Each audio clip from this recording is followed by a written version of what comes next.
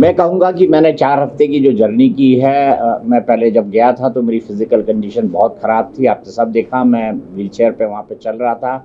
15 दिन हुए थे, मुझे हिप रिप्लेसमेंट सर्जरी हुई थी। बहुत डबल माइंडेड था। डॉक्टर्स ने कहा जाना चाहिए, नहीं जाना चाहिए, लेकिन उसके बाद भी मैंने जाने का निर्णय किया। मैं थैंक यू कहना चाहूँगा मेकर्स को, जियो सिनेमा को, एंडे मॉल को, जिन्होंने वाईकॉम 18 को, जिन्होंने मेरी मदद की वहाँ पर। और जब मैं घर में गया तो मुझे ऐसा लग रहा था शायद मैं 2 दिन रहूँ, हफ्ते भर रहूँ, लेकिन 4 हफ्ते वहाँ पर बिता के आया हूँ।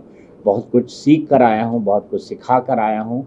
उम्मीद है कि जो सिखाया है, मेरी सीख लोग याद रखें, अपने अनुभव, मेरे अनुभव का इस्तेमाल करें, और जो मैंने सीखा है वाक़ई में उसे मैं ज़िंदगी भर याद रखूँगा। जब आप घर से बाहर आ रहे थे तो काफ़ी ज़्यादा घर के अंदर लोग रो रहे थे, रणवीर, कटारिया और शिवानी।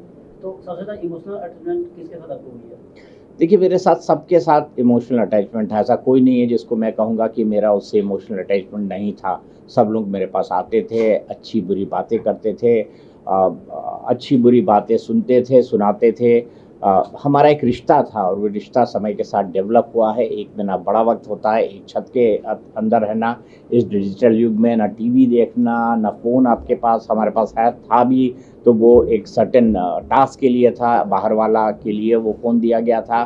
तो ऐसी परिस्थितियों में कोई रह सकता है, हम तो इसके बारे में, मैं तो इसके बारे में सोच भी नहीं सकता कि बिना टीवी पे न्यूज़ देखे मैं रह भी सकता हूँ या नहीं रह सकता हूँ। लेकिन ये 1 महीने का वक़्त हमने साथ में गुज़ारा है। मुझे ये लगता है कि मैं वहाँ पर ट्रॉफ़ी जीतने नहीं, दिल जीतने गया था, और ट्रॉफ़ी जीतना मेरा मकसद कभी था ही नहीं।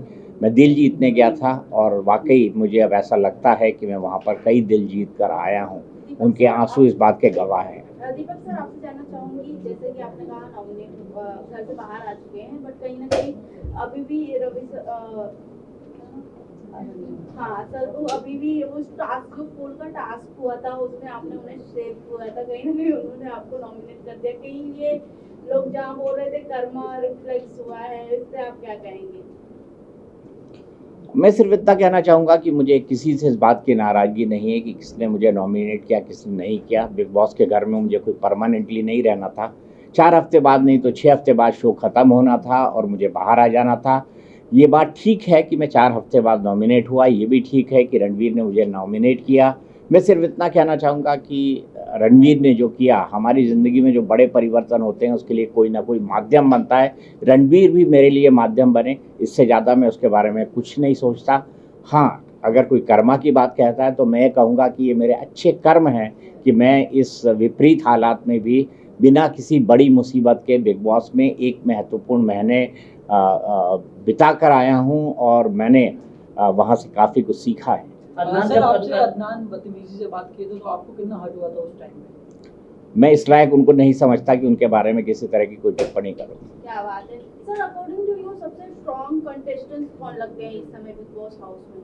मेरे ख्याल से बिग बॉस के घर में इस वक्त जितने भी लोग बचे हैं वो लोग बड़े काबिल हैं। जो अच्छा खेलेगा वो जीतेगा, और मुझे लगता है सभी इस काबिल है। अगर कोई हारेगा और जीतेगा भी तो उन दोनों का फासला बेहद कम होगा। सर, आपने रिश्तों की बात की, कहीं न कहीं वही आपके बाहर आने का कारण नहीं बना, तो क्या आपको नहीं ऐसा लगता है कि आपकी जर्नी जो 4 हफ्तों की रही है वो और लंबी हो सकती थी, बिकॉज़ आपको चाहने वाले काफ़ी लोग थे, बट रिश्तों ने आपको डुबा दिया? क्या फ़र्क पड़ता है सर, कोई ना कोई तो किसी को डुबोता है। देखिए, ज़िंदगी में जो है, ये जो यहाँ लिखा होता है इसको कोई नहीं बदल पाता, होनी को कोई नहीं बदल सकता। मेरी माँ कहा करती थी कि सामान 100 बरस का, पल की खबर नहीं।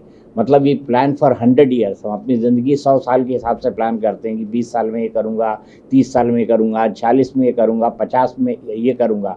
लेकिन क्या हमारी ज़िंदगी में अगले पल घटने वाला होता है, इसकी हमें खबर नहीं होती। दीपक सर, आपसे जानना चाहूंगी, जिस तरीके से हमने आपकी जर्नी देखी है बिग बॉस हाउस में, आपका हर किसी से अच्छा बॉन्ड रहा है। बाहर एल्विश और फैजू की काफी फाइट हो रही है अदनान और कटारिया को लेकर, क्या जेन्युइन फाइट होती है उन दोनों के बीच में हाउस घर के अंदर? मैंने ये देखा नहीं, इस पर मैं कोई टिप्पणी नहीं करना चाहता। बट आप उनके साथ में रहे हो, क्या आपको अदनान और मुझे नहीं पता, कटारिया? मुझे नहीं पता कि कौन फैजू है, कौन क्या है, मैं उस पर कोई टिप्पणी नहीं करता। बिग बॉस के हाउस में भी आए थे? मैं नहीं था उसमें। सर, शिवानी के साथ जैसा उसकी भाषा को लेकर घर में बात होती है, आपके साथ काफ़ी देखा गया कि आपके साथ बैठती थी, आप समझाते थे, तो कैसा उसका भाषा है या स्वभाव है, कुछ बताना चाहेंगे? रियल जो आपने अनुभव किया? स्वभाव से बहुत सरल है, थोड़ी ज़्यादा बोलती है, ज़्यादा मजाकिया है, लेकिन उसको गलत लोग उसकी भाषा के कारण समझते हैं। मुझे ये लगता है कि जैसे लाख कैसे आती है, वो उत्तर प्रदेश का एक ऐसा इलाका है जहाँ कई भाषाओं का और बोलियों का मिक्स बोला जाता है। वहाँ की लैंग्वेज इसी तरीके की है। तो मैंने यही लोगों को समझाने की कोशिश की। मैंने यही ईके को भी बताने की कोशिश की थी वीकेंड का वार में। और मेरा ये मानना है कि शिवानी समय के साथ बदली है, सीखी है, और ये उसकी व्यक्तित्व में भी जल्दी दिखेगा। सर, आप अरमान मलिक फैमिली से भी काफी क्लोज रहे हैं। पायल सबसे पहले घर से निकल गई हैं और कृतिका अभी भी बनी है। ऑडियंस के अकॉर्डिंग देखा जाए तो कृतिका कुछ नहीं कर रही है, पायल सबसे ज्यादा स्ट्रॉन्ग बताई जा रही है। आपको क्या लगता है कृतिका और पायल में से कौन सा स्ट्रॉन्ग था और किसको घर में रहना ज्यादा डिजर्विंग था? मैं ऑडियंस क्या सोचते हैं क्या नहीं सोचते इसके हिसाब से किसी को वैल्यू जज नहीं कर बट सकता। आपके अकॉर्डिंग आप क्या देखते हैं दोनों के बीच में सबसे ज्यादा कौन स्ट्रॉन्ग था? मेरे हिसाब से दर्शक इसके बारे में डिसाइड करेंगे। सर, कटारिया के साथ जिस तरह रणबीर के साथ झगड़ा होता था और दोनों की विशाल के साथ थी, तो उस पर आप क्या देखते हैं? कौन सही था, कौन गलत था इस अपना?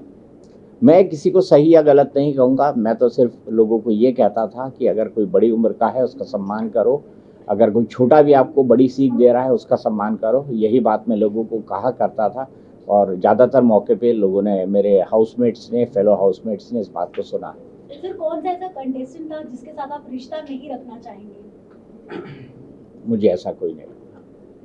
अदनान ने जिस तरह से आपके साथ बिहेव किया, क्या उसके बाद भी आप सारा गिला शिकवा आप भूल जाएंगे? मैं कमेंट कर चुका हूँ कि इसके बारे में कुछ नहीं करना चाहता। तो क्या आपको ऐसा लगता है कि इस सीजन जो बिग बॉस का जा रहा है वो उसकी टेरिटरी काफी लो जा रही है, इसकी वजह से बार-बार वाइल्ड कार्ड एंट्रीज लानी पड़ रही है, कभी अनुष्का को बुला रहे हैं, कभी फैजू को बुला रहे हैं, फेक कंट्रोवर्सी क्रिएट कर रहे हैं? यार ओटीटी की टीआरपी कहाँ आती है मेरे भाई, शब्द तो सही सोचो। आपने कहा था कि शिवानी से मिलने जाएंगे उसके घर, तो अब जाऊंगा बिल्कुल जाऊंगा। सर, बिग बॉस के बाद मतलब आपके लाइफ में मतलब अभी क्या चेंजेस आए, आप इसके बारे में क्या कहना चाहोगे, या क्या चेंजेस आ सकते हैं, आपको क्या लगता है इसके बारे में? एक दिन में तो मुझे कोई चेंज नहीं दिखा। सर, आपने वेट कितना लूज किया? क्योंकि बिग बॉस इसीलिए जाना जाता है कि लोग अंदर जाने के बाद वेट तो जरूर लूज कर लेते हैं, 4-5 किलो। अभी मैं अपने जो वेट स्केल है उस पर चढ़ा नहीं हूँ, लेकिन वेट मैंने जरूर लूज किया।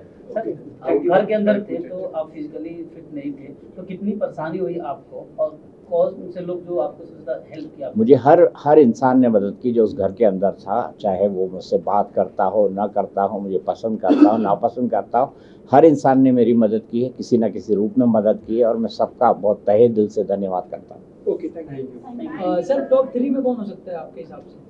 मेरे हिसाब से टॉप 3 में मैं खुद हूँ। Tarak, thank you. सिंघम दे देना। चलो, वो खड़े नहीं रह पाएंगे।